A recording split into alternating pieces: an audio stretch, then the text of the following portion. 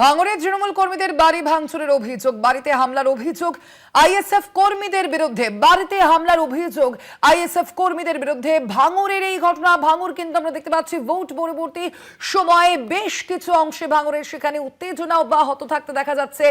ভাঙড়ে তৃণমূল কর্মীদের বাড়ি ভাঙচুরের অভিযোগ সামনে আসছে। অভিযোগ এক আইএসএফ কর্মীদের বিরুদ্ধেই অভিযোগ। দেখতে পাচ্ছি, দেখাচ্ছে আপনাদের সেই ছবি, যেভাবে ভাঙচুর চালানো হয়েছে তৃণমূল কর্মীর বাড়িতে এবং এই অভিযোগ উঠছে আইএসএফ এর বিরুদ্ধে। ভাঙড়ের এই ঘটনা আমরা দেখেছি ভোটের আগে থেকেই কিন্তু আমরা দেখেছি ভাঙড় যেভাবে শিরোনামে থাকে সবসময় খবরে, আর ভোট পরবর্তী হিংসার কারণেও কিন্তু আমরা দেখতে পাচ্ছি ভাঙড়ে একাধিক এই ধরনের ঘটনা ঘটেছে। আমরা কথা বলবো এই নিয়ে। আমাদের সঙ্গে এই মুহূর্তে ফোন লাইনে রয়েছেন প্রতিনিধি জাহাঙ্গীর হোসেন। জাহাঙ্গীর, ঠিক কি এই যে ভাঙচুরের ঘটনা সামনে আসছে, তৃণমূল এর তরফ থেকে কি বলা হচ্ছে, ঠিক কি অভিযোগ করা হচ্ছে আইএসএফ এর বিরুদ্ধে? দেখো, তৃণমূলের পক্ষ থেকে অভিযোগ করা হচ্ছে যে রাতের অন্ধকারে যারা তৃণমূল কর্মী বা তৃণমূল সমর্থক তাদের বাড়ি হামলা করা হচ্ছে, তাদের কর্মীদের মারধর করা হচ্ছে, এমন অভিযোগ তুলছে।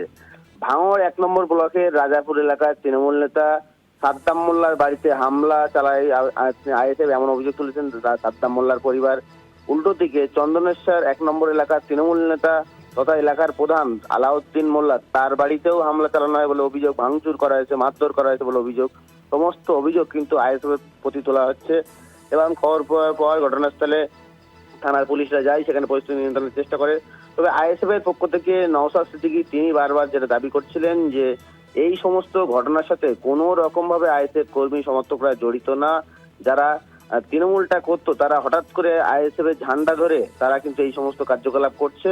তবে পুলিশ প্রশাসনকে কড়াভাবে তৎপর হতে নির্দেশ দিলেন যে সমস্ত কর্মীরা লোকজন এই ধরনের ঘটনা ঘটছে দ্রুত তাদের আইন অনুযায়ী ব্যবস্থা নেওয়ার কথা বললেন। পাশাপাশি এলাকায় শান্তি শৃঙ্খলা বজায় রাখারও আহ্বান জানান। তবে এই ধরনের ঘটনা যদি ঘটে তিনি একটি নাম্বার দিয়েছেন, নাম্বার জানানোর অভিযোগ জানানোর কথাও বলেছিলেন।